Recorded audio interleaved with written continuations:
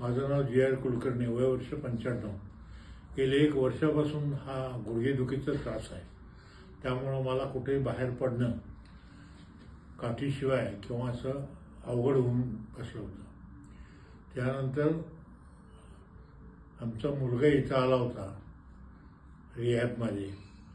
त्याने सांगितलं की बाबा इथे या, आणि त्याप्रमाणे मी रिहॅबमध्ये यायला लागलो. रिहॅबमध्ये उपचार व्हायले, वेगवेगळे तऱ्हेचे व्यायाम आणि ह्युमन मशीनवर मला ट्रीटमेंट देण्यात आली. त्याचप्रमाणे व्हायब्रेशनसुद्धा करण्यात आलं आणि टोल सावरायचं ट्रेनिंगही याच्यात ह्युमरवर मिळालं मला.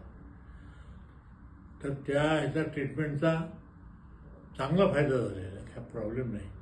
सध्या मी पेन किलर गोळी न घेता रिहॅबमध्ये येतो.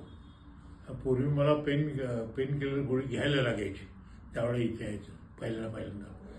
पण गेले महिनाभर पेन किलर गोळी न घेता मी येतो. ही इम्प्रूव्हमेंट आहे.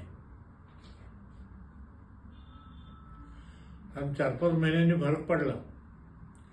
आता माझं वय लक्षात घेताही रिकव्हरी स्लो असणार हे उघडच आहे. त्यामुळं जास्त त्याच्यावरून अपेक्षा करण्यात तसं नाही.